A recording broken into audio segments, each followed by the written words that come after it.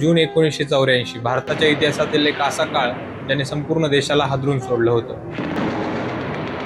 अमृतसरच्या पवित्र मंदिरामध्ये जेथे हजारो भाविक दर्शनासाठी येतात, तेथे अचानक रणगाडे आणि बंदूकधारी सैनिक पोहोचले। आपल्या देशातील लष्कराने भारतात केलेली ही सर्वात मोठी कारवाई होती। या कारवाईचं नाव होतं ऑपरेशन ब्लू स्टार। पंजाबमध्ये खलिस्तान नावाच्या एका स्वतंत्र देशाची मागणी जोर धरू लागली होती। या चळवळीचा मुख्य सूत्रधार होता जनरल सिंग भिंदरवाले। या चळवळीमुळे पंजाबमध्ये भरपूर अशांतता निर्माण झाली होती। जेव्हा या गोष्टीवर पोलिसांचा दबाव वाढला, भिंद्रनवाला आणि त्याच्या शेकडो समर्थकांनी अमृतसर येथील सुवर्ण मंदिरात सशस्त्र ताबा घेतला आणि स्वतंत्र खलिस्तानाची मागणी केली। पंजाबमधील परिस्थिती नियंत्रणाबाहेर गेल्यावर तत्कालीन पंतप्रधान इंदिरा गांधी यांनी भारतीय लष्करांना कारवाईचे आदेश दिले। त्यानंतर लष्कराने परिस्थिती हाताळत 5 जूनला मुख्य कारवाई सुरू केली। ही परिस्थिती लवकर आटोक्यात न आल्यामुळे लष्करांना तेथे रणगाडे उतरावे लागले।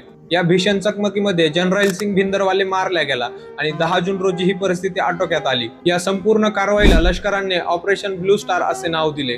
हे ऑपरेशन यशस्वी जरी झाले असले तरी त्यामध्ये 83 सैनिक आणि 493 नागरिकांचा मृत्यू झाला होता। या कारवाईमध्ये अकाल तख्तचे भरपूर प्रमाणात नुकसान झाले, त्यामुळे शीख समुदायाच्या भावना दुखावल्या गेल्या होत्या। त्याचाच परिणाम म्हणजे इंदिरा गांधी यांच्या शीख अंगरक्षकाने 31 ऑक्टोबर रोजी इंदिरा गांधी यांची गोळ्या झाडून हत्या केली आणि या बातमीने संपूर्ण देश हादरला होता। तर ही माहिती तुम्हाला कशी वाटली कमेंटमध्ये नक्की कळवा आणि फॉलो करायला विसरू नका।